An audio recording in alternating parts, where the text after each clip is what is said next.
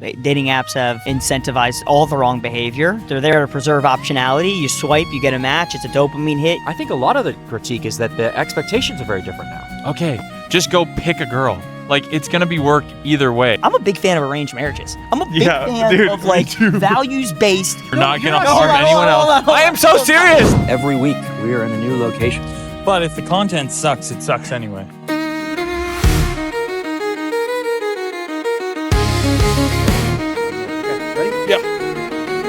All right. Buenos dias, senor. Oh, hello.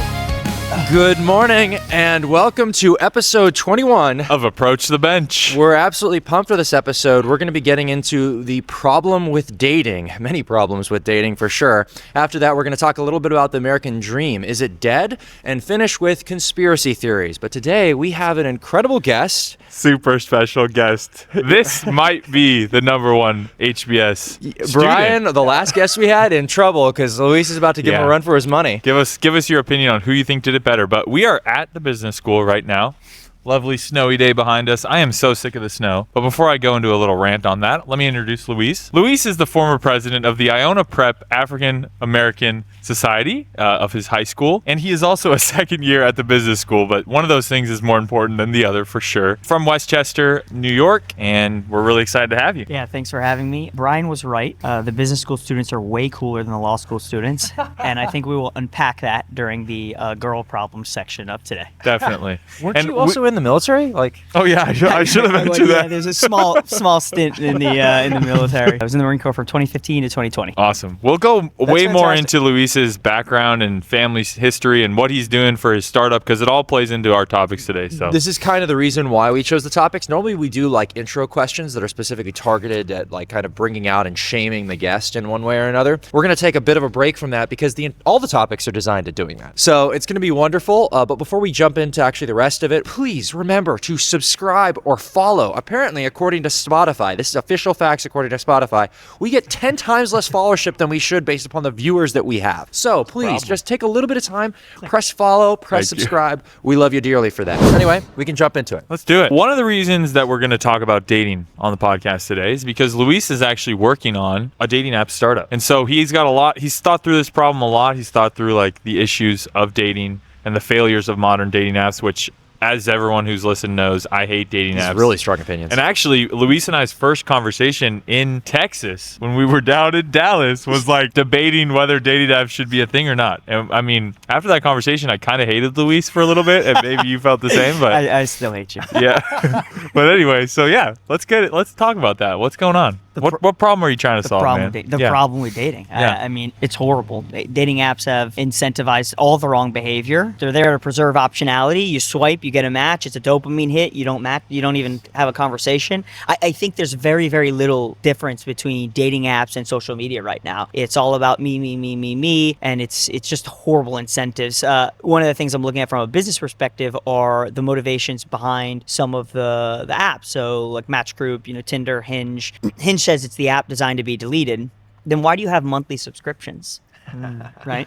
Show me the business model and I'll show you what you're trying to achieve. The shareholders, the business wants you to be on the app forever. I want you to swipe forever. It's not really trying to solve the problem. So I think there's an incentive alignment issue. I think we're handling it. Are you hot or are you not? I think it's a status. No one's intentional. No one wants to find their partner. But 2023, Surgeon General, loneliness is a public health crisis. And so I think that we're starting to see some of the real issues here. And there's some issues with each gender we can get into. But it's a massive problem, $5 billion industry, over 50 million users in the U.S., while Hinge, Tinder, and Bumble make up about 50% of the apps. It's fragmented in the rest, and I just don't think this is a problem. Some of the surveys that I've done have shown that people will be on the app for a month, and then they're off the app for a month, and then they go back, and they know that it's not going to change. And so I think the problem needs to be solved. I think people want it to be solved, and I think we need to build something that addresses the curse of optionality, the right incentives, and focusing on intentionality. So how do you do that then? How do you solve this problem, if it even is solvable per se? So what I've done is I looked at my own experiences, and I was on a dating app for a long time, and one of the first frustrating things was ghosting. And so what'll happen is you match with someone, maybe you talk a little bit because of optionality, because of the curse of optionality. They're like, well, I'm going to go do something else. And I will say that ghosting, I think it started off on with the right intentions. The intentions were, I don't want to hurt this person's feelings, and it's quickly turned into no, like I don't owe that person anything. And so, in preparation for this, we're talking about the larger issues later, but trust. Basically, what you have is a breakdown in trust between people and within society. And so, I don't owe this person anything, and so I'm going to ghost them. And I've done it, and you actually feel bad. I think you actually feel bad. I think there's a part of you that's like, this is the easy way out, but it's much better. And so last year I started, if I was going to unmatch with someone or not continue talking to them, send them a message, say, hey, look, this is great, it's nice meeting you, but get closure. I think it's good for you and it's good for them. So one of the features that I have is I've gotten rid of ghosting, and so when you unmatch with someone, you have to fill out sort of like an exit survey, and it provides feedback. I think that's one way that I address the problem. The other problem is the optionality, and so it's really easy to scroll and to swipe and to go through photos and to get this match. And so, and that affects brain chemistry. It's a dopamine, and it's this reward feature in the brain. And so, what I'm trying to focus on is serotonin and oxytocin, right? The bonding chemicals of the brain, which lead to way more happiness. And so, how do I do that? Remove optionality. And so the app, I think one of the big things right now is it's weird. You match someone, and how are you supposed to break the ice? You have a couple of conversations here and there, and so the idea here is to train an agentic profile, to train an agent, an AI agent. Yeah, and the thought there is this isn't a Black Mirror episode. I don't want to have robots dating for us. But what's the problem? The problem is you have the same. I had the same conversation over and over and over, maybe 3-4 days. This is what I'm interested. This is what I want. This is what I'm looking for, and then ghosts or ends or does. And I'm like, can I have that time back? Can I? Is there any way to make this process more efficient? Because 80% of millennials, Gen Zers, users of the apps are reporting burnout and fatigue. Well, what's the burnout and the fatigue? It's all this effort that you put in to lead to nothing. And so can we train the agent to learn our behavior, our interest, our humor, and instead of swiping on photos, you scroll on conversations? And just maybe 20 exchanges between the both of you. And I'm working on this right now. I've got a joiner from MIT trying to build the LLMs and make sure that it accurately represents people. And the idea there is, it serves as an icebreaker, so that when you message them, it's not, hey, it's not, something coming up with a fun line or something like that. It lowers the effort and it increases the signal, because the icebreaker is there. Maybe you're talking about things that people don't want to talk about. The other thing is people screenshot people's bios all the time. Look at these photos, look at this message. And so people aren't transparent. And this is one of the big problems. So can the agents tell the truth for us and not have these things screenshotted? So would this look like you'd still have a profile photo? You'd still be able to see the person, and then you'd be able to see the conversation that their AI agent had with your AI agent, talking about some of these baseline interests, these values, seeing their kind of vibe back and forth, where you can even see like how they banter maybe too, in terms of how the AI embodies that. And so you'd be able to see it's like Hinge Plus, in the sense of like, you'd be able to see photos of a person, but then also instead of like these dumb prompts that like engage conversation, the actual conversation is already between you two. Exactly. So it's not, I've changed the format. You're going to get this education, you're going to get their height. We'll talk about that later. You're going to get everything that you would get out of a profile, but in a conversation format. And as far as photos go, I think what I'll do is one thumbnail, like a LinkedIn thumbnail, so that you can get a little bit of confidence. And at the end of the conversation, you upload your photos in the back end. You upload them in the back end, so they're there. At the end of the conversation, one photo from each person is released. So you read the conversation and you get the photo. You match with them. Only one match is allowed, and this is the intentionality piece. And you continue the conversation. As you continue the conversation, there's a progress bar. As you achieve each next level of progress, a photo is released. So it's a much different reward incentive, and the incentive is bonding. Well, that is an incentive for bonding, but also doesn't that kind of contravene your point about exhaustion, right? Because then in order for me to get to the checkpoint to be able to see them, which I think is, for a lot of people, that's the number one thing that they're vetting, right? Is, am I even physically attracted to the person to start? So if you don't start with a photo, you're going to require them to make effort that they're going to then attribute to the burnout, right? Yeah, I'm glad you asked the question. So this isn't a love is blind concept. the exchanges between both agents will end with the agent releasing one photo. So you can at least see one photo. It's not love is blind. However, your point about attraction is super on brand. Like, what happened to where we were in elementary school or high school or college, and you showed up to class and you found maybe a girl that was attractive, but maybe not the hottest girl in the world, but you learned about her and you built a relationship with her, and then you were like, oh wow, I could totally date that person. Instead of right now, it's girls looking for Chris Hemsworth, guys looking for Blake Lively. That doesn't exist. So the idea here is less emphasis. Sound like on, me, brother. You dated him. I'm sorry, you dated yourself saying Blake Lively. That's my crush. That's my crush. That's my I got crush. the references. I don't Just care. got Those it. are my crush. You guys are old. I am 33. Oh wow, Yeah. wow, you got him. He got him beat. Are you older than Brian? I don't know how old Brian is. Brian is 32. All right, we got our oldest guest here. Let's go. Luis, I mean, and I'm like kind of sitting this conversation out a little bit, like how Mason Yeah, sat 'cause out you the don't nuclear believe in one dating last apps. week. Because, well, not only that, but I've never been on them. And so I have less to contribute to this. But I remember when I challenged you on my problems with dating apps, your response is people are on them anyway. And so it's like we can't go back to a time when we weren't. You don't think we can go back to a time when we weren't using them to meet people? No, So you're just trying to solve the problem with exactly. them. Can you imagine? I mean, this is like the founder problem fit. Can you imagine a problem where people are so frustrated and burnt out, but they keep going back? It's because we crave belonging, right? Everybody the happiest people in America are married with kids. Yeah. And so we crave that biologically, socially, culturally. And so how do you find that? You're going to go out. You talk to a girl at a bar and she looks at me like I got 10 heads. Yeah. And I just think it's because that medium no longer exists. So what's Bill Ackman? And we're going to go walk up to a girl and say, may I meet you? Yeah. And so the forum, the medium exists. We need to make it better. We need to remove the gamification. We need to remove the optionality. We need to stop the ghosting. And we need to get people together for dates. I want to ask a follow-up question for this because I think that one, there's an issue with the dating apps that you're talking about, and this your app format might help address it. I'm actually getting very optimistic about hearing this because I really would prefer getting to see kind of my values on the table, her values on the table, her wants, her desires, and also how Through we an interact AI back bot, and forth. though. Yeah, so it's not going to be perfect. You have to actually make sure that it's pretty accurate. That's the first step. But there's also a deeper thing here. You also bring up this point about bars and not being able to approach a girl in the same way. That seems to indicate to me that there's a deep-rooted issue just generally. Meaning, if you can't approach a girl at a bar, just strike up a conversation anymore.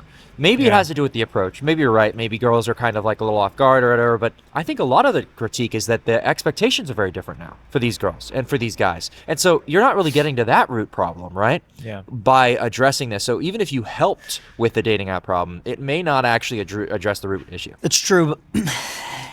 The expectation change comes from the dating apps. Okay, supply demand, right? There's a limited supply. The demand should meet that. What happens when we get the 20-80 problem? 80% of the women on dating apps are pursuing 20% of the men. So you're trying to compartmentalize the expectation and the dating. The dating apps have more, certainly women's expectations. And I've done a lot of research on this. There was a study done where men were shown 100 photos of women and women were shown 100 photos of men, and they were told to rate each photo from 1 to 10. The men's average came down to a 5, which makes sense, right? Like the average, that's how averages work. The women's average was a 2 for men, right? And so I think that there are definitely some differences as it relates to gender's expectations, but what the app has done with the 80-20 problem, with 80% of women match 20, supply demand, only 20% of women can be with those 20% of men. Yeah. So what is happening to the other 60? Well, because of the proliferation or the liberation of sexuality and promiscuity, we're all hooking up with each other. And so what'll happen is a woman who's a 5, we'll just use numbers. So a woman who's a 4 or 5 or a 6 is with a guy who's a 9 or 10. And now, because that happened once, because we've liberated females, to embrace the sexuality as liberation, they're like, no, I'm going to wait for the 9 or the 10. Hey, baby, he's not coming back. I mean, you might get that, what you do in text, but he's not going to put a ring on your finger. Yeah. And so that's the huge problem. And then 80% of guys, and so this isn't totally a woman problem, because women will be like, well, where are all the good guys at? The good guys left. Though 80%, they're at home playing video games, okay? Because they're not going to sit here and compete on a playing field that's not logical, rational, or grounded in anything meaningful. And then this also dilutes that dating pool of guys, meaning like all of a sudden these dudes are not going to be very quality in the first place because they, one, aren't actually training out there, they're not talking to women, and then they start doing things that are kind of be more uniquely male and are not attractive to women because of it, and then they fall into pornography, all sorts of other things that become an issue with this stuff. And so I definitely have seen this too. I've talked about this with my friends, where it is this sense that a lot of women have actually been with guys, but a lot of guys haven't been with women, is what it feels like when I'm discussing things with people. And that's obviously a lot of that is anecdotal. There's some stats to show that, but it does seem to be the case that there are these instances where these higher value men are just dating around a lot, and then the women have these higher expectations. The men might have higher expectations too because of like pornography and all this other stuff too. And now everybody's at odds with each other, even with the dating app format, as you're talking about. I mean, I think that these are really deep-rooted issues, and my hope would be that people recognize that like dating app and hookup culture isn't the way forward. I mean, it wasn't that long ago that our parents were making do without these technologies. And so I don't really understand why we can't go back to that. Like there's been a bit of a movement that we've talked about before against hookup culture. Like I think that as a norm has kind of receded from the main spotlight a little bit. I don't understand why like we couldn't recognize in the same way that like hookup culture didn't leave anyone better off. Neither do dating apps. And like it's time to get back to in-person meetups and getting off your screens and moving away from your like parents' house earlier if you're a man and not playing video games and getting out there and meeting people. And then women, I mean, I don't know what the equivalent is for them. They have to do the same thing because it's only one generation, right, that has like met online. Can't we go back? I mean, are we too far gone, really? Yeah, I don't know if we're too far gone. I just think that let's use social media as a comparison because I compare them. I think dating apps and social media are definitely cousins, if not like estranged siblings. Yeah. And social media is bad. Yeah. Teens on social media are reporting the highest amounts of depression. You're just comparing yourself constantly. And that's what you're doing. And we're that's what the dating recognizing app that. is doing. And we know what's happening, and we're not changing anything about it. And so I don't think that you're going to get away from this. I think we can change it. And so you talked a lot about in-person. Shout out to my classmate Annie. She's working on the Meet Market, which is a new forum here where people, are intentional about meeting up and meeting in person. The last part about my app that I didn't talk about is you match with one person, you keep chatting, you unlock photos, and then you unlock a date reward. And so I explained a little bit about the monetization strategy for the current systems, but my monetization strategy would be partnering with bars and event spaces and getting people out. That's nice. In person. And so I think your disdain and hatred for dating apps is clouding your judgment. Okay. I think it's a medium that we need to use because this is 2026 and it's a technological age, right? Yeah. And so can we make it better? And the best part about capitalism is they're going to reward the person who comes up with the best product, the best service. And so I think we can innovate through the issues, and you're incentivized to. 80% of people reporting burnout, deleting the apps, stocks are down. So I think all of this is nice, right? And I appreciate the idea of kind of creating a dating app, a forum that's going to match people in a different way than before. I'm all for that. What I will say is I do think that issues with the broader dating market are more deep-rooted than I think you're letting on. Meaning, I think when you talk about the sexual liberation and like this idea of the sexual revolution and this idea that women basically have changed their approaches to sex, men have changed their approach to sex, and now there's like this massive split and divides. I think that is really the main cause of most of our issues today. Yeah. And I mean, the deeper root is religion, of course, there, and Christianity.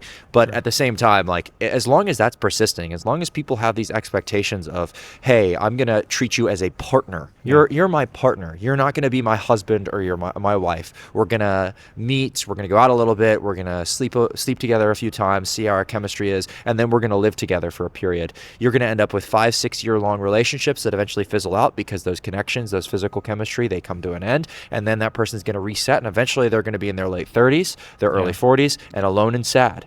And it doesn't really matter if you ended up matching these people. They're not actually fundamentally building the relationships that they need to build to, one, create a thriving society, but also, two, to be able to treat each other with respect. It's hard to think of anything worse than that, to spend a few years with somebody, building a life with them, and then to lose them. That is a horrible, hard thing to happen to a person. And I think a lot of people, because that's what a lot of data has been showing, a lot of people are building these relationships. So you might be helping on the front end. I'm not saying that you're doing something like that's bad or whatever. I think that you should be applauded for the work you're doing. But I think there needs to be more done. And I think that's the better question, is like, what work can be done to actually fix that deeper rooted issue?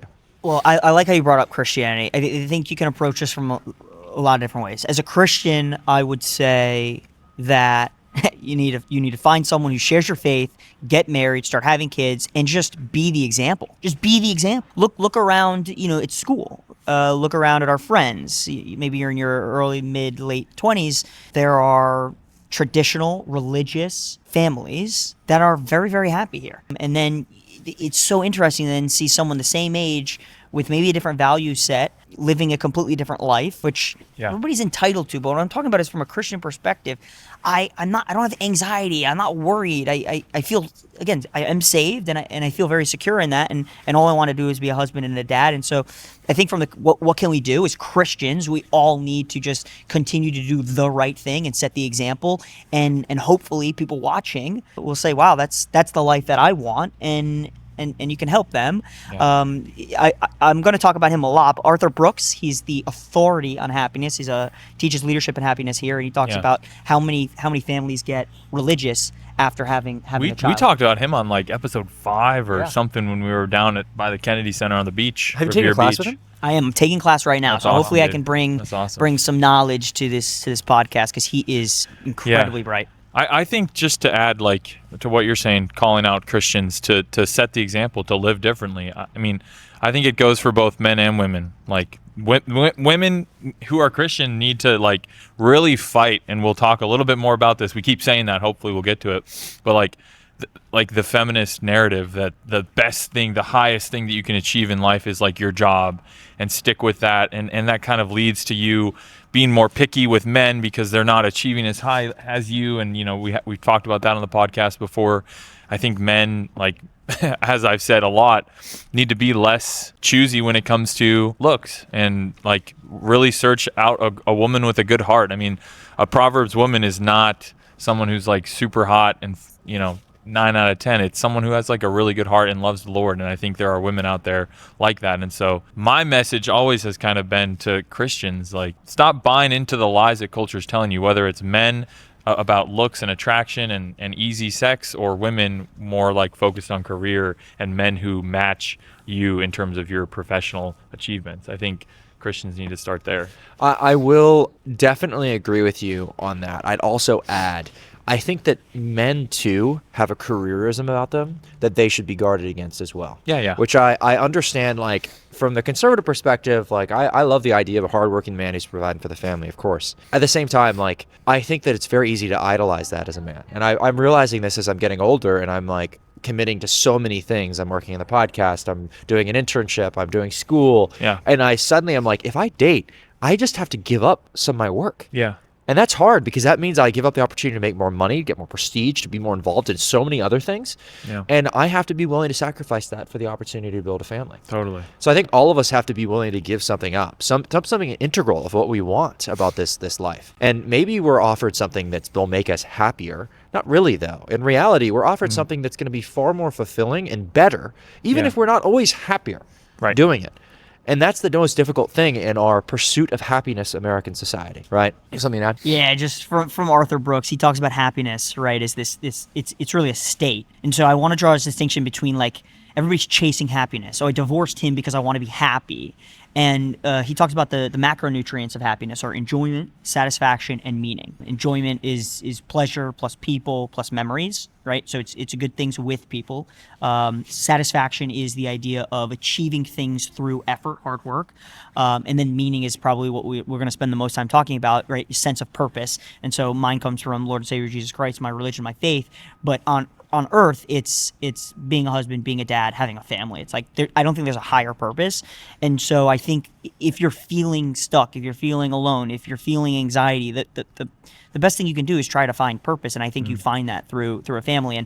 And the only I'm glad I answered the question from a Christian perspective. From a society perspective, obviously there's this tension. I'm glad that everybody has the right to achieve what they want. My sister, she's in the Navy. She's a submarine officer. She's one of the most senior female submarine officers in the Navy. She's an XO of a sub. Women were only allowed on subs in 2010, 2011. So she's a couple years behind. I think there's one other female XO. So she might be one of the first female CEOs of a boat. I'm very, very happy that she has the ability to do that.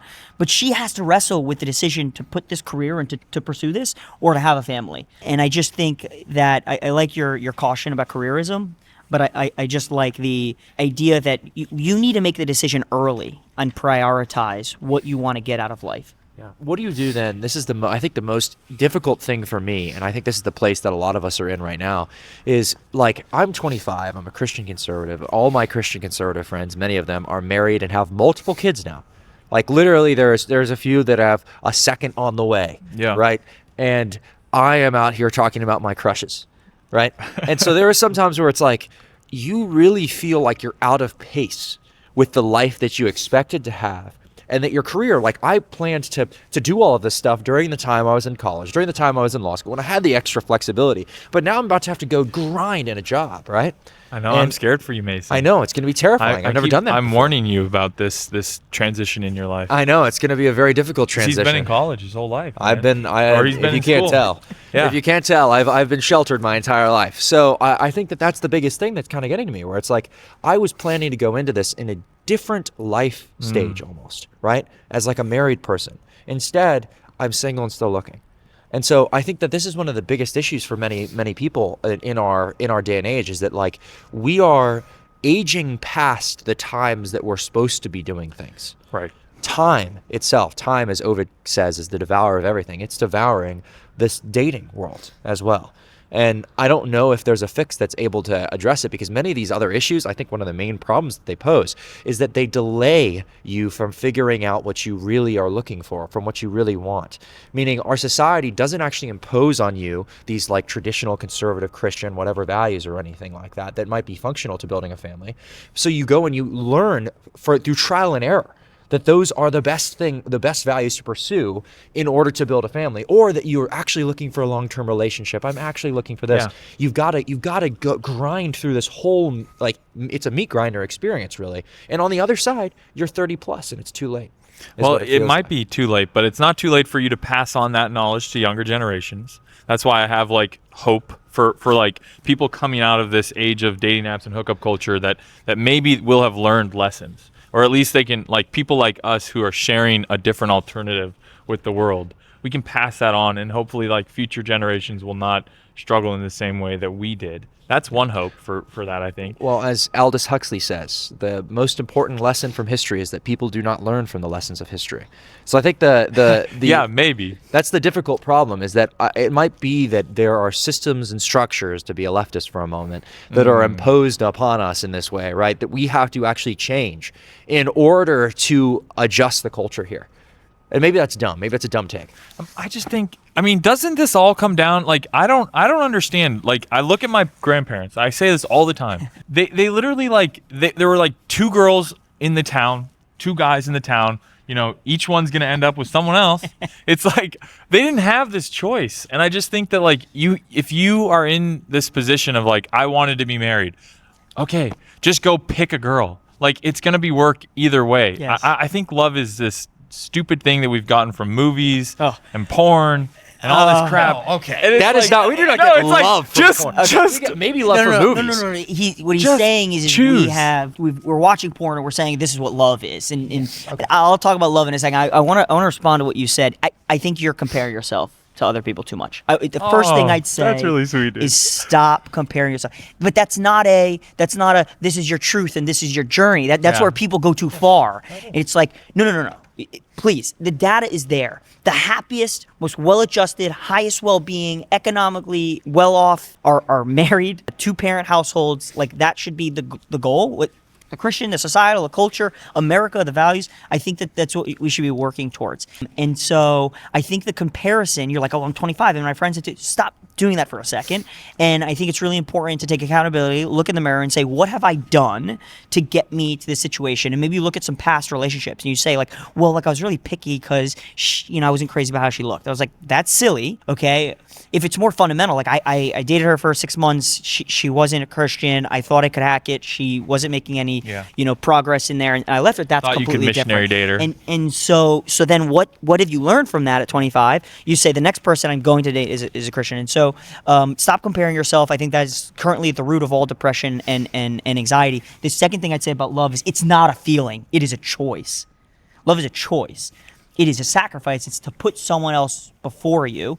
And again, English does a really bad job of doing this because there's only one word for love. I love my dog. I love you. I love my school. I love my parents. I love my kids. It's different types of love. Yeah. And so the idea here is that when you get married, I love what you said. It's going to be a ton of work. Sort of just pick someone. I'm a big fan of arranged marriages. I'm a big fan of like values based. We want the same thing. Let's just make it happen. Yeah. And we're going to commit to being committed. Yeah. The irony of the divorce rate where it's at is, could you imagine standing up in front of your friends, family, God, and another human being and saying, I'm going to do this forever no matter what? And then when things get tough, you're like, no. That's, I think, a huge problem right now is people are jumping into marriage because they've got the option to get divorced later on. And so I think we need to be hyper aware that love is a choice and you need to make that choice every single day. It's not lust. It's not infatuation. It's not excitement. It's not this honeymoon phase, those things that go away. And then you're like, oh, I'm not in love with this person. No, it's a choice. You're going to put them first every single day for the rest of your life. I think that's very nice and great and true. I will simply contest that as much as it's a choice, it's a choice guided by certain things. Meaning, like, as you were saying, right, I'm choosing based upon their faith. I'm choosing based upon whether or not our personalities mesh. I am also choosing based upon, and I would hope my wife was attracted to me. Yeah. Right? I would hope that I'm attracted to her. And so I think that those are the things that I would mention. I would agree with you that love is a choice. But once that choice is informed, you should 100% commit. But some of those choices are more I think that's important. what you're getting to, right? Yeah, I'm just saying you meet with someone day one and you're no, making a choice. But some of those are more important than others, right? Huge. Like her faith is the most important Yes, thing. I agree. Attraction is something that I think we've elevated up. I think it can be too important. But I also then, again, I think that if, like, and I speak from this is a big point of contention because I get in trouble with you guys all the time for this. I will not keep going out with a girl if I don't feel attracted to her.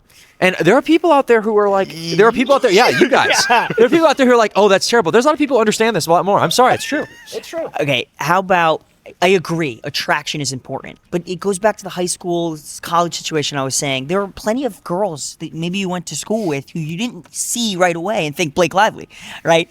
You thought like, okay, yeah. And you get to know them and you like them more and more. And so what I'm going to propose to you is stop living, and I know we use the 10 scale, but stop living on this 1 through 10 scale and start living on the binary scale, 1 or 0. It's not hot or not. It's can I make that work? And I just think that you're not giving enough time to build a relationship. You get a best friend for life. First of all, you need to be prepared. This is why it doesn't matter. And I do have a girlfriend. And she's really pretty, but I tell her all the time. You didn't think she was that pretty when you first met her, and so that. No, that's not true, Emily. Exactly. That's not true. You see what I'm saying? I'm saying that you can't say that. She was a 1. She was a 1, not a 0. That's all I'm saying. And what I'll follow is as Christians is rooted in commitment. And so this commitment you're going to make, and maybe I'm drawing a distinction between dating and marriage, but hopefully the goal to date is to marry. And so that's something we can spend time talking about. Is that some people are dating not to get married. Some people are dating for companionship or to pass time. But let's say we're dating to get married. You have to be prepared to walk out of the church with your wife, have her get hit by a semi, and be a vegetable for the rest of her life. Are you prepared to do that? Yes. I'm prepared to pull the then why plug. do you care so much about being an 8, 9, or a 10? For the same reason why you cared about telling Emily that you thought that she was absolutely beautiful when you first met her. I'm not saying. I am not saying. No, that is completely reasonable. I want to reassure my girlfriend. There's nothing wrong with that. My point is not to say that you should have this incredibly high standard that's impossible to meet. My point is to say that I think the story of romance is far more important than you guys are conceding. And I think it matters because of the fact that there's a a relationship between the two of you people. That doesn't mean that you're going to always think the other person is the hottest person on the face of the planet. That's not the point. The point is that you should feel a level of draw to them, because that's also what a relationship is built on. It's not purely physical, but it is partially physical. And so there's nothing wrong with admitting that those things are out there. I would agree with you guys. Our standards are too high. I'm not saying otherwise. What I am saying, though, is that for my wife, when I see her, she's going to be the 10 out of 10. And you're going to look at me and you're going to say, because she's a 10 out of 10, but not because she's a 10 out of 10, but because you love her. Yes, exactly. Because So I'm going to talk to her. so much emphasis on there should be attraction. Yeah, What we're but talking make about her a is the one. level It's of not. attraction. I'm We're purely devolving contesting- into our. I'm purely contesting that I think it matters slightly more than you're conceding. That's it.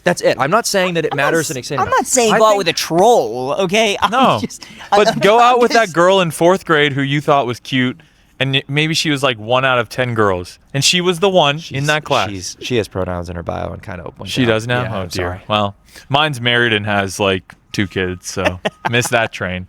Well, this is what I'm talking about. But I'm just saying, like, I really like this idea of like make her a 1 or a 0. It's a 1 or a Like, 0. that's And great. for me, That's nice. it's just fitness, right? It's not like I'm not going to be like, oh, do you look like an Instagram model? It's just like, are you generally fit? And we can talk about this, right? Like, fat shaming is horrible. Well, no, like I think people who are disciplined and taking care of themselves and eating right and going to the gym, like, she doesn't have to be smoking hot, right? But just value fitness, and you're generally going to be attractive. That's it. You're a 1. And then the 0s are the people that don't care about being disciplined and maybe they have blue hair and gauges. Okay, yes. So I am not disagreeing with that in terms of the 1-0 mindset. I will agree with you in terms of like, you should be looking for a binary. These days I'm much more looking for like, okay, is it possible to make this work? 100%. But I think that the point of contestation is that, like Will would say, that my point of making it work is still too high. And that's like that's an arguable point, but at the same time I can't change myself. And at this point, I can't. No. Pray to the Lord. Yes, you can Pray pray. to You the can Lord pray. Exactly. and ask him I'm for a not changing that. transformation I'm in not your changing- heart. Exactly. God can change me, maybe. Listen, we've had a big argument. We took a cut and just took like a little bit of a moment to work this out. I very much agree with the sentiment here. I just think I need to personally grow and maybe mature in some ways on this. I would agree. We agree. But We agree on that. We agree on that. I also We agree on will not concede this. I do think that I would like to be more attracted to my wife, and I'd like her to be more attracted to me. And so therefore, I'm going to keep pursuing that. Pursue the 1. And I have high opinions of, maybe I'm overconfident, but I think that I can end up with a very beautiful girl. So I'm going to keep striving for. I think he buys into the Charlie Kirk lie a little bit. Like, Charlie Kirk, not that, rest in peace, Charlie, not that attractive of a guy. Wife, very attractive. And I think Mason kind of sees himself in that light. Like, he sees himself as a Charlie Kirk figure, this political activist who's going to lead the young America back to the Lord. Are you waiting for Erica? I think he's waiting for Are Erica. you waiting for your Erica? I kind of am. I guess that's kind of true. That's Kind of true. Yeah, that's it. It's the fun. So if you're out there and you're listening to this and you're thinking, Ladies, click to subscribe and message. yes, and message. If you think that you'd be a great first lady, let me know. Let me know. That's it. All right. And I will tell you this, unlike him, I'm going to look at you and say, oh my goodness, from the outset, you're incredible. So did say that about joking. Emily. I'm joking. Oh my goodness. I'm joking. Obviously he said that. Okay. All right, we beat this topic. We beat dead. this topic. Man, dead. it's been great. Thank you all for talking. Let us know if you have any opinions or thoughts. Remember, there is an anonymous submission form that you can use, but please don't overuse. And you can also you can send emails to approachthebenchquestions@gmail.com. Please, we'd love to hear from you on this topic specifically because it's very controversial. Yeah. Okay. You guys moving couldn't on. even afford your own domain. No, we don't. Yeah, listen. those messages aren't coming anytime soon, buddy. All right, so as promised, we're going to touch quickly because we spent so much time on dating now. Quickly on the American promise, is it still achievable? And I think I wanted to have this conversation with Luis. Obviously, it's very broad. We can take it wherever we want to go. But Luis is a Cuban American. Like I mentioned, he's from New York, but his grandpa is from Cuba. And so obviously, coming from that background, Luis is one of the most pro-America, pro-capitalist, conservative guys that I know, and as we've already touched on, very strong Catholic. And so I wanted to flesh out some of these values a little bit and just kind of hear his story on what brought his grandpa here and how that's kind of informed his view on America, and I guess what kind of problems that you see with kind of the America that your grandpa came for and how it's being eroded by certain things. So we can take it wherever we want to go. Yeah, let me share a little bit of background first. My grandfather was actually born in Jersey, and he Shoot. Are you, Cubano jersey. listen, That's great. Dang it, I forgot about that. in the 30s, and he went to Cuba as a child. Okay. He went to Cuba as a child, and that's like a very foreign concept for us right now, but we were pretty close, right? Yeah. I mean, the mafia pretty much ran Cuba, and so at the time, and so he went there and he started a life, was raised there, met my grandma, had my dad and my uncle, and so it was abuelo, dad, and tío, and. January 1st, 1959, big revolution. And the revolution happened because America's influence on Cuba, people weren't really happy about what was happening. There was a lot of corruption. And so this gentleman by the name of Fidel Castro has this revolution. January 1st, 1959 takes over. It was the summer of 1960. My grandfather dropped out of school, I don't know, third, fourth grade. It wasn't particularly educated, but he was one of the general managers of Avon, the cosmetic company. And so one day he comes home. It's the summer of 1960. A lot of Cubans didn't realize they were kind of excited. They were buying into this. They didn't realize the joke at the time, between Jose Marti and Batista. The joke at the time for Cubans is like, who's running the country today? And they just say, who cares? And so they thought that this was, is going to blow over. My grandpa had a completely different perspective. Came home, it was June 1960, told my dad, my uncle, my grandma to pack a bag. We're going on vacation to see family in New York over the weekend. They hopped on a plane and they never returned. And I think the pursuit there was communism is evil. I mean, it's antithetical to Judeo-Christian values. It never works. Show me one hyper-socialized or a communist place that's effective. And I think that he saw the writing on the wall where this is going to. And the idea, we talk about dating, we talk about values, but the idea there is you're married to the state. In America, the American dream, the values there is you're a bunch of communities, right? Like, just look at the 10th Amendment, right? That's the whole idea. And I even like to break it down even lower. Yeah. Do you watch this podcast? Do you know who your congressman is? Do you know who your mayor is? Do you know keeping it real local, the idea that like we are responsible for our own selves, families, communities, and we have agencies to impact that and change that through private property. And what's the role of the government? Obviously, it's a social contract between people. We've entered into a contract to establish a government. And so the communist mindset is that government replaces religion, it replaces family, it replaces everything. We completely reject that notion. And so he came here to America, and it was great. He focused on providing my dad and uncle an education, focused on sharing the Christian values with them, and they both gone on to be married and become successful. And so I think the American dream is very much alive. We just need to focus on what makes America unique and special. And I think a lot of that is our individual agency to affect. There was this psychology report that I read preparing for this discussion, and it basically said that those who feel like they have agency over their outcomes have better outcomes. And so those who live in this oppressed, and it's important to use that word, right? Marxism, the whole idea is oppressed versus oppressor. It's to create in-groups and out-groups, haves and have-nots. And we're seeing that in the HBS classroom. I'm sure you're seeing that at law school. It's always us versus them, and it's so toxic. Because on the one hand, you get this sense of belongingness where you're with the group, and on the other hand, you get this sense of like victim, like there's this justice that we need to overcome. And I just don't think that's the truth. And if you think about what the American dream is, the American values are, it's individual agencies, it's opportunity, it's hard work, and I think that we can still do it. We just need to be careful of how we're framing our own individual lives. Yeah. I think when I think back to my grandparents and probably Mason's, like, there was such a concept of if I work hard enough, if I make the right decisions, right? Like graduate high school, which yours didn't do, but the classic thing is like graduate high school, wait to have kids until you're married, and then you'll be set up for life. And I think that like something that we're fighting on this podcast all the time is whether it's from, white men who feel like the boomers have screwed up the economy so bad that they can't get ahead in life anymore, and it's like better to move to a different country than stay in America because their agency has been removed, or stuff that we see like post second term Obama where everything's framed in terms of race, and like that's the new oppressive narrative that has infiltrated all public discourse. I feel like that's another version of like agency being removed. It seems like there are so many different people groups who are buying into this en masse now, and it's very antithetical to the American experiment. If you do not think that as an American you have the ability to overcome and rise above your station, then you're not living in the American dream. And I think that like that's a really sad thing that's happening now in our time. Yeah. I mean, this is the reason why I've often made the assertion that woke won.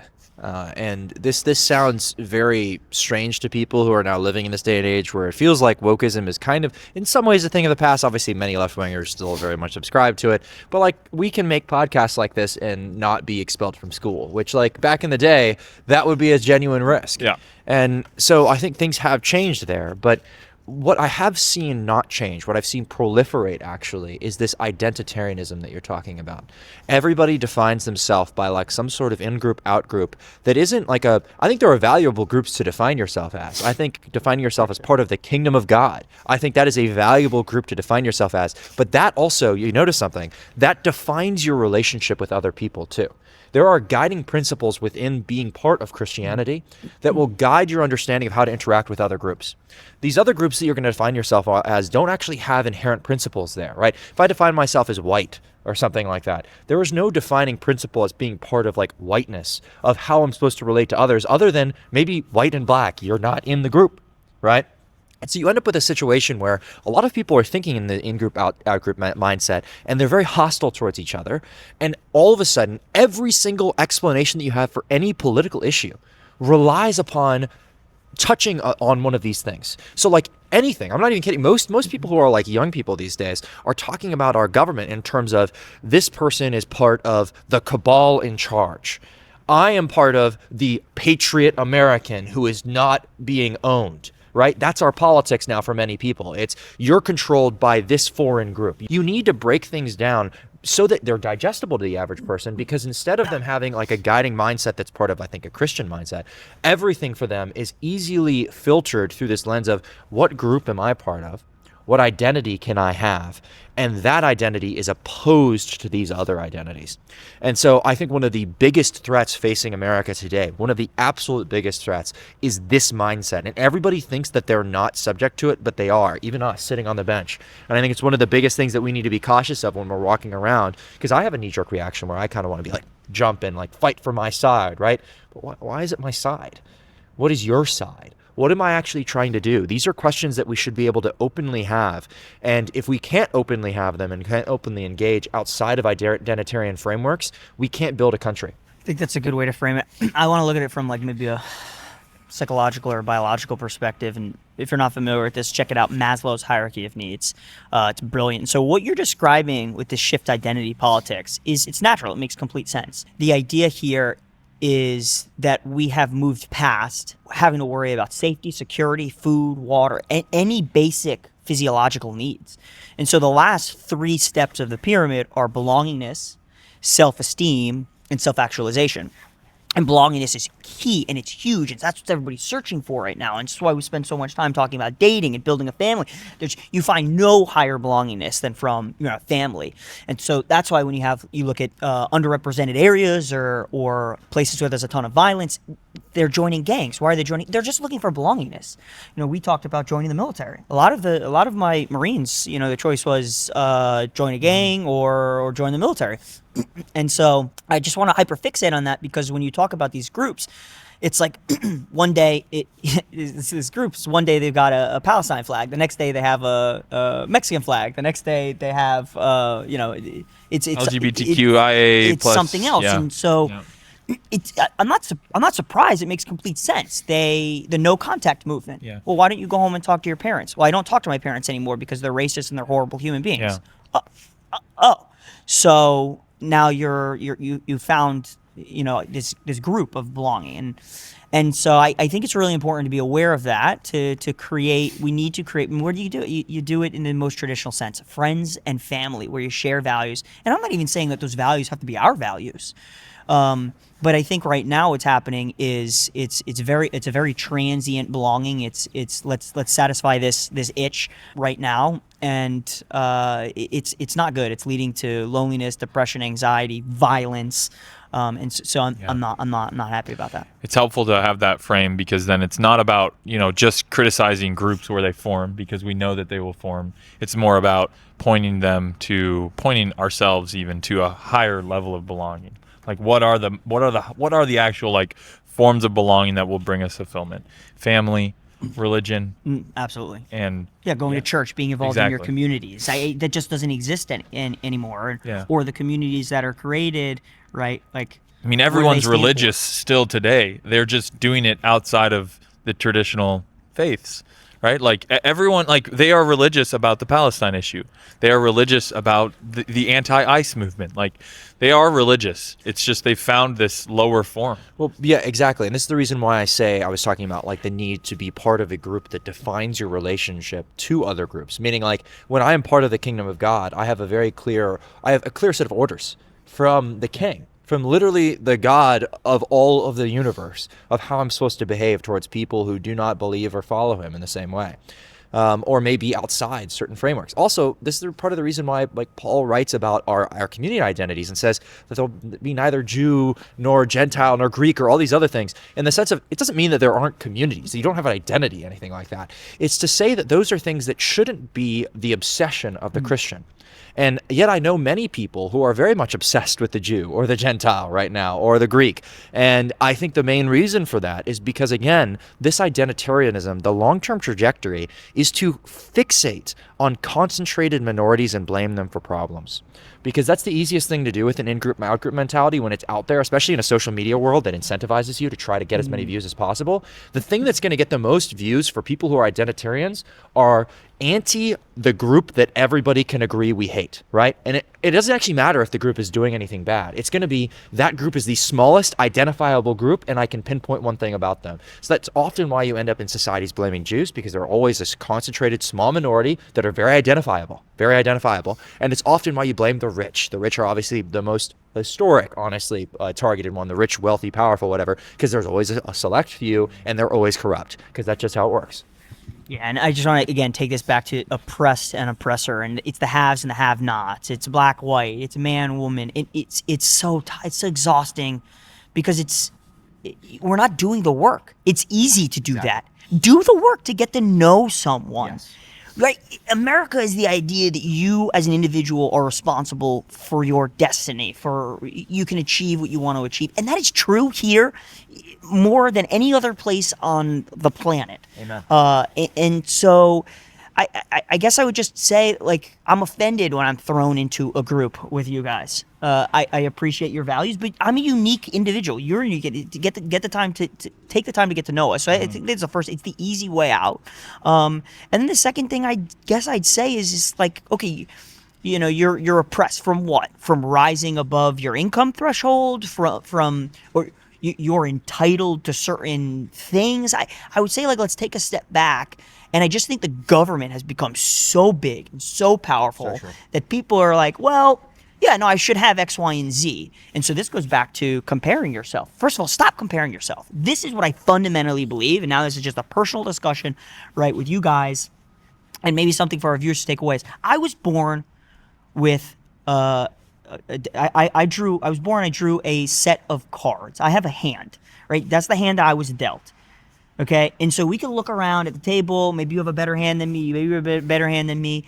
I'm gonna play my cards to the best of my ability, and all I'm comparing myself to is the other version of Luis that has the same hands that that played a word. And what does that mean? That means every decision I make, right, gets me a little bit further. And sometimes you make mistakes. And so I am only able to achieve so far with the talents I have been given. And I'm not, just because I get dealt a bad hand, I'm not going to, we think of the parable of the talents, I'm not going to bury my talent just because there's not as many talents as you.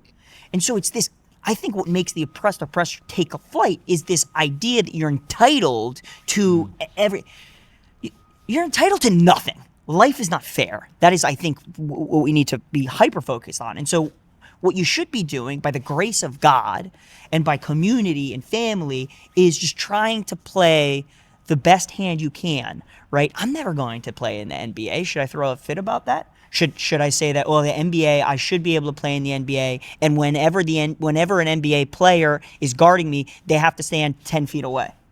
That's the world we live in. We'd never Yeah. do that. Why? Because sports, we know that that's actually not fun. That doesn't make that doesn't create for the exactly. It doesn't create the best system. And so I think the first thing that anybody who's thinking like haves and have-nots are person is, what do you think you're entitled to? Right. My answer is literally nothing. I mean, okay, fine, basic inalienable rights, but even those things, you're not. Look at North Korea, look at Cuba. You're not. And so ultimately, like, we should just be really, really thankful that we live in a society that has so much economic freedom and opportunity, personally, professionally, spiritually, societally, culturally. And maybe we start getting closer. I agree, we're so polarized right now. Maybe we get closer together by treating everybody as unique and individual and special, and not drawing these crazy assumptions. I think that's this is so great. beautiful. Yeah. This is literally conservatism. This is Americanism. This is everything that I think the country embodies, that we're fighting for. And go become the president of your school's African American society. Don't let anything hold you you back. know? Like, And- literally, that's a great. You played those cards, man. You played the were cards. dealt a certain amount of cards. And you're like, I'm gonna play them and become the president. And so I do Go. think there's a lot of beauty to this kind of mindset. Yeah. Is it always the fairest? No. But I think that's part of the deal, right? Is that the reality is the world is gonna be unfair. People are gonna play the game and they're gonna cheat. They're gonna be people out there who just luck out too. That's also annoying. It's like you walk around. I talk with software engineers sometimes who are like in New York, and you get to see this stratification of, you might be a really good software engineer, but there might be some dope who got like shacked up with the right company early on, and boom, they go big. And it's like, oh my goodness, okay, this guy who I know is an idiot and doesn't work nearly as hard as me is worth 10 times more. And sorry, sometimes that's how the game works. A really interesting experiment. 2 interesting experiments to talk about for you guys to check out. Quickly. Universe 25. Okay, is this idea that there was this experiment with mice. They were introduced to a setting where all of their needs were taken care of. Food, water, everything. The population grew to about 2,200 mice, and then something crazy happened. Women were isolated. They were cleaning themselves 24/7, didn't want to associate with anybody else, and they neglected their children. The men became extremely violent, and they isolated themselves. The population completely dropped off, and they actually became extinct. I think originally they wanted this to be like hey, this is the risk of popularization, but I took from it that, like, without struggle, you have this perfect, and it's exactly what we're doing right now, isolation, right? So it's very, very interesting. The second one is the marshmallow exercise, and that talks a little bit about right now with the IQ and being luck. The marshmallow exercise is the idea that you tell a kid, this experiment was done where a kid was given, you go in the room, there's a marshmallow there. If you don't take it, you wait 15 minutes, you get a second marshmallow. And then they followed those. The kids that grab the marshmallow right now, so what is this? It's self-control, accountability, responsibility. The kids that grabbed it, the kids that waited to get the 2 marshmallows, they scored higher in SAT. They had better lives. They did better economically. They did better socially, culturally, higher mental health. And so what are we saying here? IQ, okay, does not matter as much as you think it does. Okay, discipline, self-control, things like this matter way more. And so you're in charge of your destiny, and hopefully, everybody feels that way. Nice. Amen. That's Yeah. a beautiful summation of it. So the American And dream with is all still that alive. being said, let's go and talk. Let's talk go about dig up. conspiracy theories. Let's Yeah, talk about how jump horrible into our all country the other is. stuff and say how there is a cabal running everything. Yeah, totally. We'll jump into it. Now we're going to walk through conspiracy theories and our views on whether or not they are true, false, or unsure. So we're going to rate them as true, false, or if we're unsure about it, we'll say we're unsure. Okay, we're going to start with a very controversial, well-known, the JFK assassination. Lee Harvey Oswald was not a lone actor. True, false, unsure. False. He was a lone actor. True. False. He was a lone actor. Sorry to upset you, but that's the reality. After that, the moon landing was a hoax filmed on a camera. False. Unsure. False. Oh my gosh. Okay. Jeffrey Epstein didn't kill himself. Unsure. True. True. Absolutely true. True. 9/11 was an inside job. False. False. False. The U.S. government has made contact with extraterrestrial life. Unsure. False. False. Sorry, that's just crazy. COVID-19 came out of a lab. True. Absolutely true. Absolutely true as well. That's actually like not even a conspiracy theory anymore. The Clinton body count. This is the theory that the Clintons have killed a lot of their political enemies. True. Are the Clintons watching? I think I'm unsure. This is a fun one. The chemtrails that the government is putting chemicals into the air. False. False. Okay, so now we're going to jump into a getting bit colder, more of an boys. explanation on these. Okay, so we've kind of walked through it. JFK, Will and I both were Will was Yeah. unsure, I think. No, I said false. You said false, yeah. I think both of us think that it was a lone actor. The reason I say this is because after all of these years, there's still no evidence, really. You may say that there is, but I'm sorry. Like, if you look through all the files, if you examine the records on the gun, his training, all these other things, there's Thousands nothing of else. declassified Okay, documents. all right, okay. Look, Bay of Pigs, 1961, botched operation. Botched. Really, really embarrassing. JFK ended up firing the director of the CIA. The CIA was not happy. He was talking about making large sweeping changes to the CIA because of the botched Bay of Pigs operation. So you can look at it from the CIA perspective as wanting sort of retribution. JFK was talking from a long-term perspective of removing us or decreasing, bringing back troops and decreasing involvement in the Vietnam War. Okay, CIA had a lot of incentives to say this guy needs to go. The other perspective that we could look at is the Cuban perspective, right? Operation Mongoose is going on at the time, and there were several attempts on Fidel Castro's life. Unfortunately, they were unsuccessful, and those attempts look like poisoned cigars and things like Exploding seashells. Yeah, seashells. And there so they were very. So you're looking at the potential of Cuban response or retribution, or you're looking at CIA involvement, or maybe something in between. Remember, Oswald defected to the USSR, and a week or 2 weeks before the assassination, the CIA spotted him in Mexico City going into both the Cuban and the Russian embassies. They had a pulse on this guy, all right? I don't know, fellas, but I think time will tell. This is probably one of the largest cover-ups of all time. That's what people I mean, always say. And time. I don't know that the Cubans could have pulled this off, first of all. And I mean, What the hell does that mean? they're a failed state, Nothing bro. against the Cubans. Nothing against the They're a Cubans. failed state. I love Cuban Americans, but Cuba is a dump. But I do love the country. I've actually been. Should I say that? I don't know. Anyway, I just don't think that the CIA had anything to do with it. If they did, man, I would. I mean, we'd lose a lot of trust in America. Which is why they would never. Yeah, from a national security perspective, Trump or anybody that would never release this because you'd completely fracture our trust in government and society. But I'm pretty confident he wasn't a lone actor. It's possible that they wait even longer and then say it. I mean, maybe, but I mean, it's been 60 plus years, and if nobody's coming out and saying that the CIA pushed the button to kill him, I'm sorry. There were files withheld from the Warren Commission that investigated, but Exactly. but those files, that's all what people talk about. They're like, it's exactly that, and that Lee Harvey Oswald went to Russia and he came back, and then he's killed by Jack Ruby afterwards. There's all sorts of stuff, but the problem is with everything like this, there's always weird stuff. I'm sorry, there's always weird stuff in situations like this, and I don't think that there's enough evidence when you actually go and look at the way that the assassination occurred, and you watch where he shot from, the way that the gun was fired, the bullets that are found, all things like this. It's pretty much in line with what you'd expect. And I know there are conspiracy theorists out there who'll be like, no, but there's like an angle that one of the bullets entered, that there could be the second shooter up on the grass. No, it's like, no, I'm sorry. I think it's fantastical. It's nice to believe it. There is smoke in the air here, right? There is definitely smoke in the air. I'm not writing that off. I'm not saying that I think for the longest time I would have told you I thought that somebody else was involved. I would have been like CIA or other operatives. So I'm not married to the idea of it being false. It's just the more that I've looked into it, the more that I felt like all of these things are fantastical. And maybe that's just the way that conspiracy theories work, is that slowly the kind of magic of it wears away on you. But And we got a lot more to cover. yeah, we've got a so lot we more. gotta go to that. So we can walk into the next ones. Moon landing being fake. Oof. This is Again, crazy. same We both time said period, false. Same time period, same societal pressures. All I'm doing is saying have a healthy skepticism of the government, okay? Let's just paint the picture.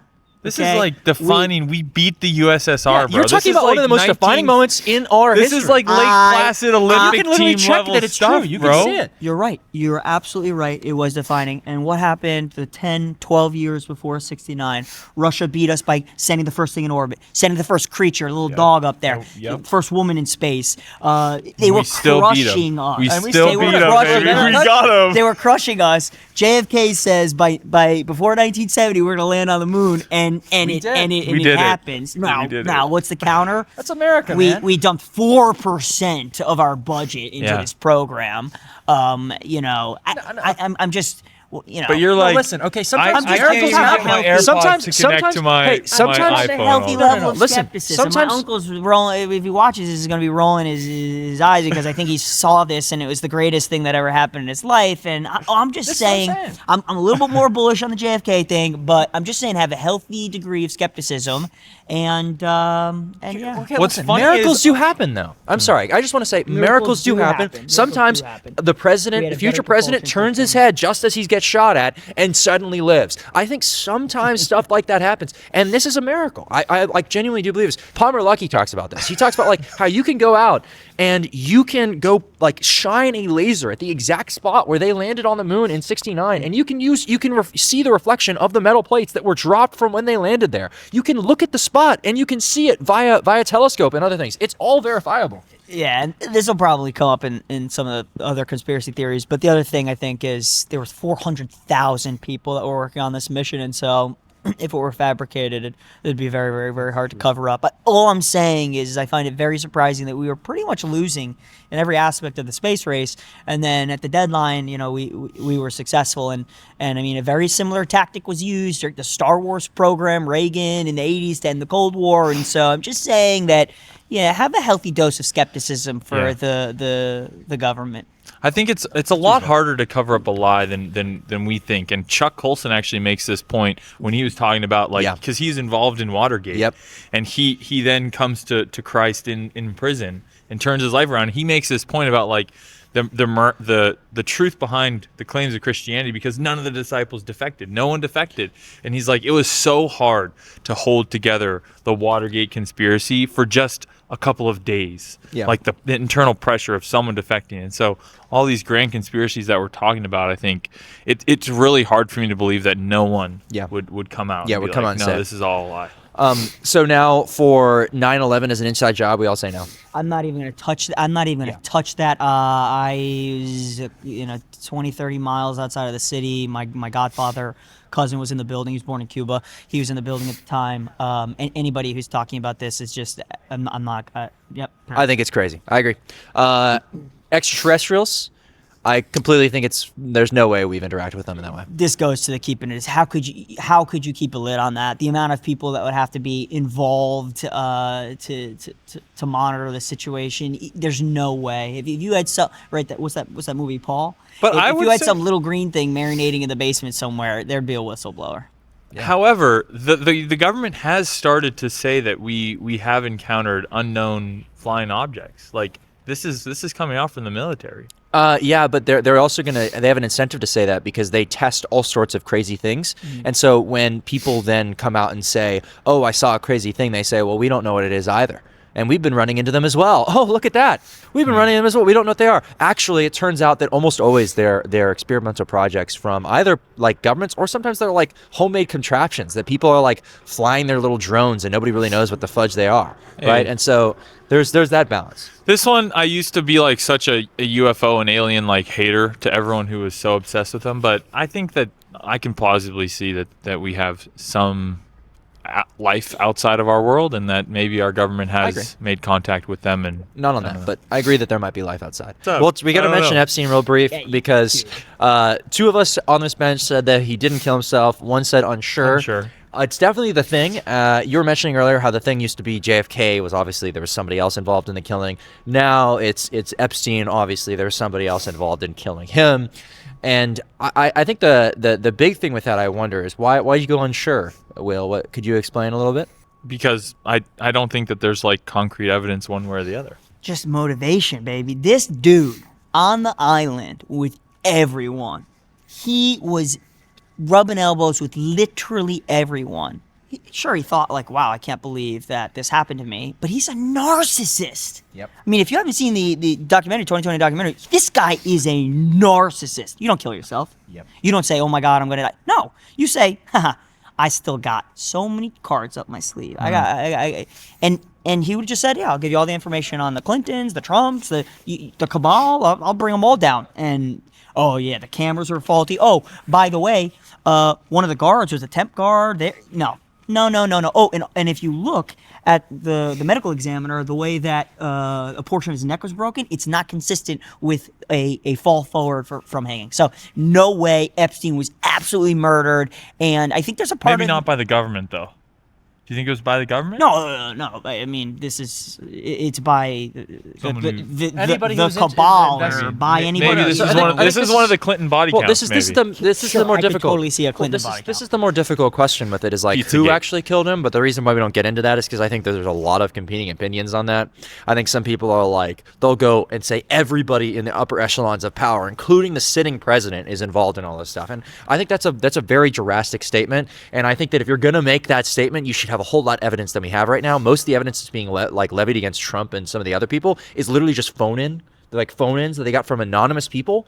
And that's the stuff that we're using, that we're relying on from the Epstein files to be able to condemn these people to, you had sex with children. That is that's an incredible allegation to levy against any sort of individual. And you should only do that when there's a lot of evidence. So I'm not going to go further to say like who was involved in this stuff on the current evidence. I will say though, he's demon spawn. He's not going to kill himself. Completely agree. And the only other thing I'll say on this is if any of us, if any three of us have an untimely demise in the next couple months, like you know what's up. You know, it's a, All right, so that is our breakdown of some of the conspiracy theories. I'm sure you guys have different opinions on it. Thanks for watching. God bless you. Let us know what you think. So we had some interesting feedback from the last episode. I don't know if you saw the title, Luis. It was called The Secret Lives of Protestant Guys. yeah, I think you watched it. Yeah, And- wonderful. And he's Catholic, Yeah, so he had some hot. I did hot watch opinions. it. Yes, some hot takes. Well, the good news is we've got an actual question about that you can help contribute to. There we go. We got a question from the audience about Protestantism and Catholicism, and this guy definitely sounds very Catholic. He might not be, I don't know. He said that he finds Protestantism has many epistemological issues regarding how we know the Bible is infallible without relying in an infallible magisterium. This is a classic line from the Catholics where it's like, where's the scripture come from? Where it's like that goose that's like following you and like yelling, like where's this come from? Where's this at? Like answer this question. That's the big question that is always posed by Catholics to Protestants. Because obviously the answer is it came from an institutionalized church, a bunch of people who came together who are all devout believers, and they met under the authority of the emperor, calling them all together into the first councils, and boom, there you get the ordained scriptures. Boom. And so like that's poses an issue for Protestantism. And so he goes, how are you able to determine who is right, and how do you determine what are the crucial beliefs of Christianity in light of the fact that you lack that institutional authority, the same authority that has created the scriptures that you deem as being important to forming those beliefs in the first place? How do you respond to that? You want me to go? I think Will should go first, and then you can destroy him, Luis. No, I mean, I think that Protestantism is not opposed to tradition, and it recognizes that there are church fathers who have spoken and elaborated on scripture. And I think in terms of like actually forming the canon that we have, I don't necessarily think that you have to continue like believing that institution is central to the church today, or that it's the same form as back then. One thing that I talk a lot about is kind of like the early church recognized bishops and apostles who went out and had their authority, but the kind of like supremacy of one was a later development even after that canon was put together. So I think you can recognize like legitimacy of some traditions and authority structures that have formed our church experiments without going all the way to Rome. That's kind of my first take on it. What do you think? What did you think of the episode overall, too, Luis? I thought it was great. I don't want to revisit it and unpack it. I think the only thing that I'd say about it is we're Christians, we're followers of Christ, and I think that spending time dividing amongst ourselves is probably not where our energy should be spent, and probably not something that Jesus looks favorably on. So let's focus on spreading the truth, the way, the light, and focus on many that don't have a relationship with Jesus. That was beautifully said. It's like, wow. Absolutely. I'm all for that too. Surprising, honestly. Except for the part that might lead into oftentimes when I hear this from the Catholics, they're like, let's focus on being one church. Our church. And it's like, okay, well, sorry, I have to disagree with that. But otherwise, like, I completely agree. We have a lot more work to do towards non-believers than Totally. I think towards ourselves. So we need to maintain a good kind of ordinance of faith too in order to do that. But it's a good balance. Anyway, okay. So now it's time for the favorite section of all, Girl problems. Okay, we're Did gonna you jump. sing it? Girl problems. Approach the bench and ask your girl problems.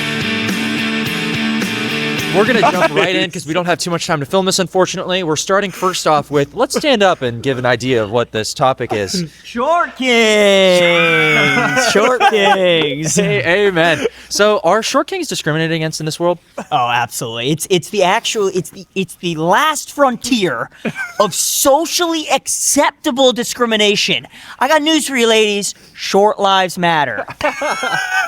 That is 100% true.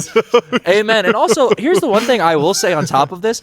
Just sitting next to you, Elise, you are an incredible man. Oh, thank you. You're an incredible man. You're brilliant. He's incredibly articulate. All of these other things. And also, when I'm sitting next to you, I couldn't tell that you were short. So, like, No. I mean, I think in reality, Even though his feet, you guys can't see, but his feet are dangling off the bench. Kevin Hart will appreciate that. No, that's a good point. I'm taller than most girls lying down. yeah.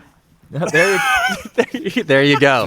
There you go. That's the right way of looking at it. Absolutely. So I'm actually interested to hear though, like how has that affected your life, and what would you actually encourage people in response to? Especially, there was a lot of bias. There's a lot of bias. It's true. Yeah, it's a ton. It impacts the dating apps the most, right? It's the first thing you look for.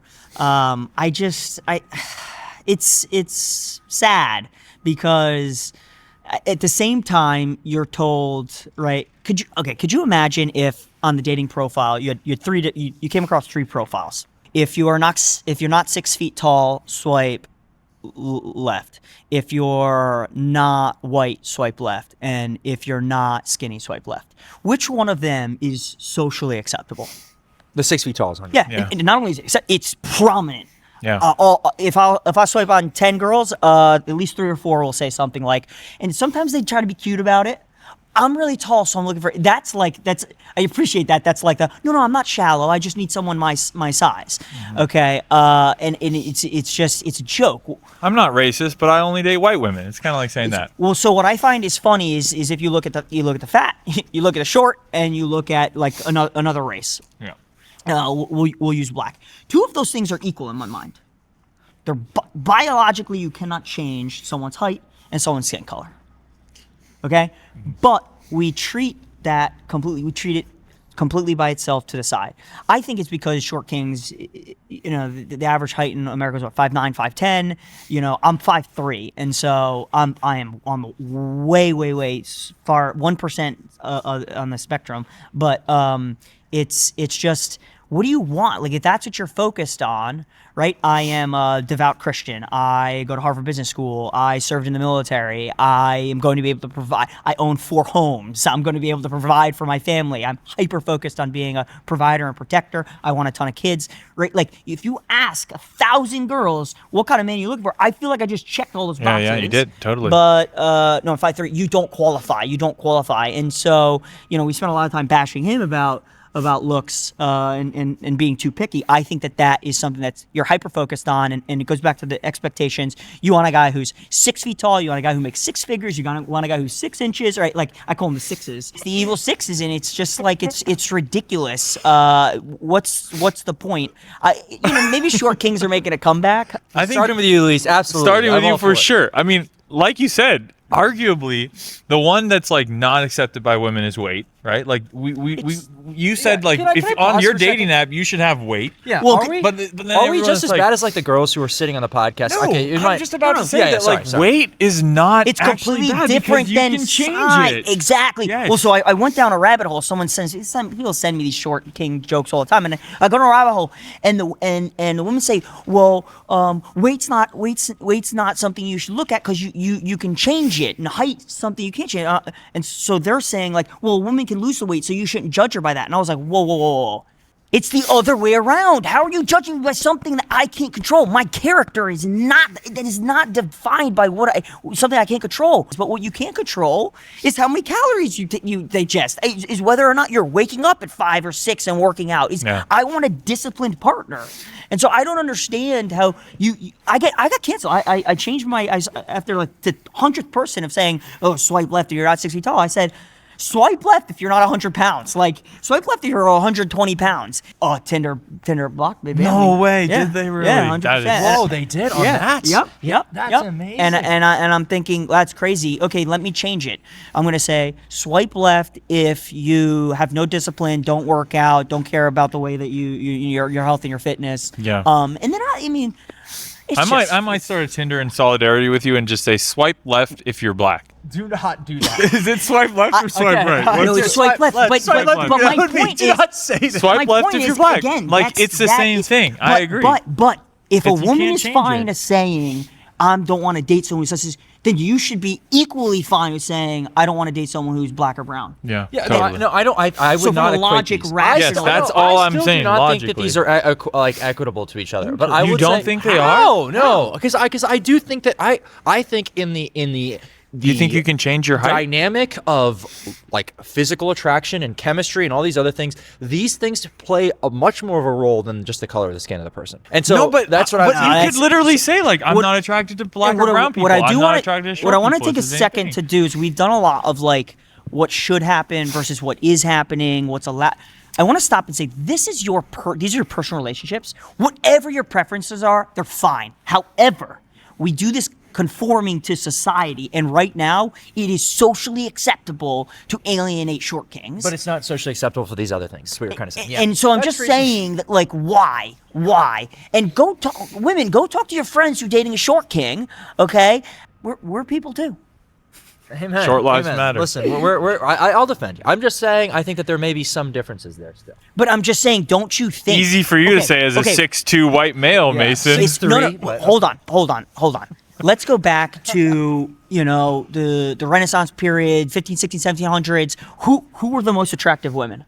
They were more Big- chubby. big girls. They were large and they were pale. Why? Yeah, because they you were could be large because inside. they had resources and they didn't have to be working the Yeah, fields. they'd be inside. Okay, and now what is it? Tan and ripped. Why? Because you got money to go on vacation and you you're don't eat disciplined McDonald's and you're all the working time hard. because- yeah, Okay, exactly. so my point to what you're saying is you're saying they don't equate. I'm just saying society right now is saying this is acceptable. If all of a sudden girls started to, Zendaya, you got to come out here and talk about Tom, baby. Tom Holland is the man. We have to elevate the short kings, and all of a sudden the girls would be like, yeah, height doesn't matter. So it's the same thing that we've talked about this entire podcast is culture and society changing, what we value. I completely agree. Let's hold out for a little longer till I find a girlfriend. Then after that, we should totally be like, it doesn't matter. Otherwise, we He's can just hold on enjoying opinions. his comparative advantage. Yeah, right I now, will is say what there he's was a saying. lady who walked by when you said that thing about swipe left if you're black, and she looked at you like the weirdest thing in the world because it was completely out of context. Yeah. So that's a very intense discussion. We're going to jump into one more discussion on the biological clock you guys wanted to mention. What does this even have to do? What is this I clock? thought we were talking about the Alabama hypothetical. Which one do you guys want to talk about? Well, Oh. Marissa Tomei said it best in I love her. She said it best in My Cousin Vinny. My biological clock is ticking. And I think that's one of the things that we are ignoring. What is it? 50% of women, if they don't have a kid by the time they're 30, will never have a kid. Yeah. This is Something like true. that. And I just think that this is a little bit of careerism. This is a little problem with dating, right? Women tend to date. No, they don't tend. They date across and up. Yeah. And so, Hypergamous, yeah. yes. And so as they enter the workforce, they are this right? They're pursuing 20% of the men. That 20% shrinks, and now all of a sudden and I've talked to some of my classmates who are like, oh, the guy needs to make 500, 600, 700,000 and have all these qualifications. And I was like, you're talking about 0.01% of the population. And oh, by the way, like, why do you get that? Right? And so I just think that we need to take a step back Yep. and we need to figure out, it's a little bit the short king, what do you care about? And so this happened to me. I was on a dating app, so I was swiping, little conversation, nothing was really sticking. And then I downloaded the right stuff. Unfortunately, it no longer exists, but it's a conservative. It doesn't and exist Christian, anymore. No, Wow. you missed the boat. Conservative Christian dating app, and I just said, look, I am looking. These are the things that I value. These are the things that I come up with. These are the or I provide, and these are the things that I want. I'm looking for someone who wants to turn a house into a home. Someone who wants to turn groceries into a meal. Someone who wants to nurture and raise kids. Someone who wants to pray and show our kids the kingdom of God and introduce them to Christ. I was so successful. I matched with this girl, and we were just talking about values and what we wanted. She asked a lot about, and then she says, "Okay, what's the catch? What's wrong with you?" And I was like, "I'm kind of short." And she's like, no, but seriously, what's the catch? And I'm like, you slap, like you get it. And she does. She appreciates my values and she appreciates everything. And I think what I'm trying to say is, like, my goal when I came to HBS, I realized that I've been just chasing a career. And you mentioned it before, but I'm chasing this career because I actually want to just be able to provide. It's not so much prestige. I want to be able to provide for my family. And so I got so caught up in the idea of me chasing these goals to be able to have homes, to be able to have a career so that I can provide for my wife, that I forgot about the wife and kid. Yeah. And so coming here, I stopped. I took a step back. I said, I just want to prioritize being a dad and a husband. And so I'm trying to reach out and trying to talk about the biological clock. Is, ladies, I'm sorry. You have I could waste 10 years trying to figure out and then go find a 22, 23, 24-year-old, 25-year-old. And you don't have that luxury. And science, you're being lied to, whether it's feminism, whether it's the sexual liberation, whether it's this identity, this hyper-individualism. Just be careful. Freezing your eggs. Unfortunately, life's not fair, and you have to make a choice between being a mom, being a wife, and having a career. And again, this is broad statements. People can do it successfully, but by and large, those are tough decisions you make. And I just think that the best choice is to choose happiness, to choose family, to choose kids, and I think you'll be better off. It's just a priorities thing too, I think, is the biggest thing. Like, putting value judgments aside, although we do have our preferences in terms of the value judgments there. Like, if you're going to make that executive decision that you'd like to have kids someday, it's best and most likely going to be, you're most likely going to be successful if you prioritize it younger. That's all we're kind of before saying. you're 30. Okay, so the other thing that I wanted to pose to you guys is a hypothetical. All right. So we often call this the Alabama hypothetical because I'm from Alabama and we get accused of some of this sometimes. So this is the situation. You get married. Okay. You get married to the love of your life.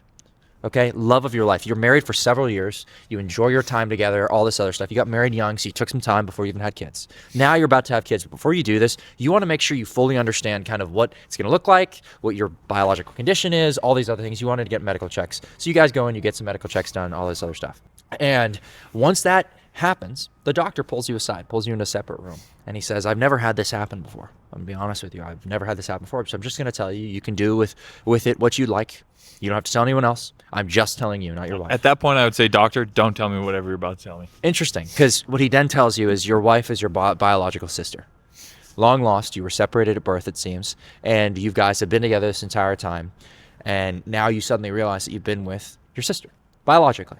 Yep. And the reason that's why they call it the Alabama question is because there's always accusing of like, Alabama. no, it's because of like the cousin stuff and everything. Also in Cuba. But the interesting thing is, like, what do you do? What do you do now? Okay. What's your response? You're alone in the room with the doctor, right? Your wife is not there. Yes. Okay. Yeah. So what you do is you get the doctor to lie, or you just say, you don't have to lie, but I'm going to lie. And you say, you go tell your wife, like, look, bad news. We're infertile.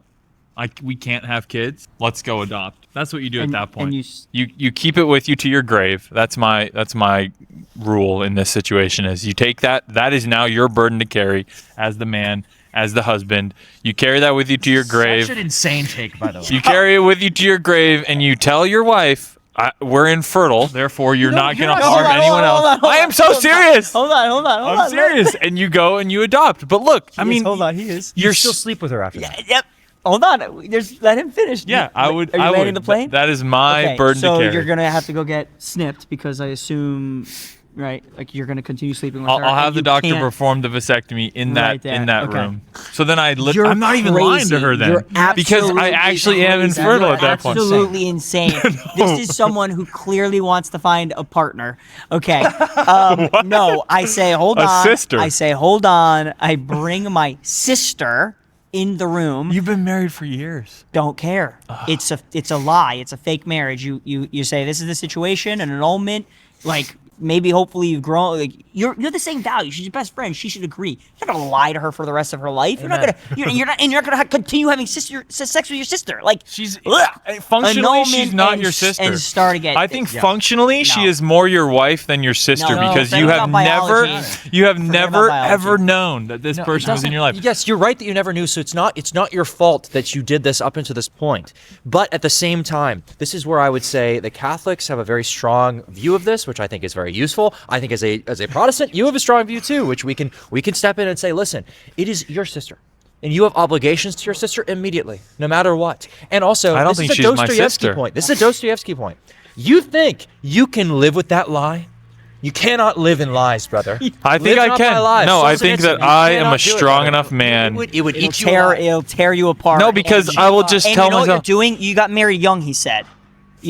23, 24. Bro, you're still young. You still got plenty of time to get back out there. You think you could go got- get you remarried have after plenty of time. You could Plenty of time. That's So so what do you mean smart. remarried? In annulment. You've never been married. It's an Imagine- annulment. imagine that conversation and with the girl. you still have enough time to go out, find another long lost sister, marry her, annul her. Would you and tell and your- and would you'd you still tell- be younger would than you- you are right now? Would you tell your wife that you were previously married to your sister? No, hell no. Yes. No, I'm just kidding. I'm kidding. I'm kidding. yes, yes. I just wouldn't tell her until after we said I do. No. You tell gotta her. draw the line obviously. somewhere. That would just be a I'm kidding. You tell her. You tell her. Of course I would tell her. You tell her. Honesty I would is the best disagree. policy. Will, I guess the reason you're saying this, I'm trying to explain this to the female audience. I've been encouraged to help explain some of these views. I think you're explaining this because you care deeply about remaining committed to a person, right? I think that that's your reaction. I don't think you'd. I think you'd have to consider some of the incestual questions a little bit more deeply than you are, though.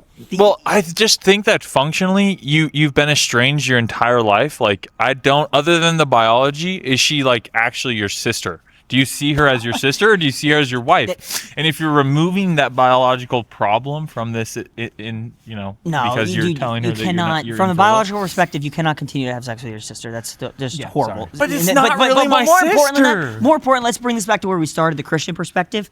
You cannot lie, and you'd be justifying and rationalizing this lie for the rest of your life, and you do that to her. And what happens if you told her the truth and she like, "Whoa, thank you for telling me. Like, this is fine. I'm so glad we had this weird situation. Let's continue to be brothers and sisters. Move apart. Let's go find our own partner and let's go start families." You're taking away the truth. Yes. That You're is taking true. away kids. I'm taking You're away taking her away her autonomy. future. Yes. No, absolutely not. Don't pass. Okay. But what if you So- knew that she'd be heartbroken and she would never remarry? It doesn't matter. That's not the consequence. It's not your job to always take the easy way out. We talked No, about that's that. the harder Stop way. take- I'm the no, harder the way. hard way is to I'm the confront harder her. way. Is to confront her and give her the choice to respond Amen. with all the information. Amen. That's it. All right. So we are at time. So it's been an absolute pleasure hanging out with you guys today. Thank you, Luis, for being with us. Hey, we absolutely have loved it. If you have any questions, any comments you want to submit, remember, approachthebestquestions@gmail.com. And also, we have an anonymous submission form. That's it.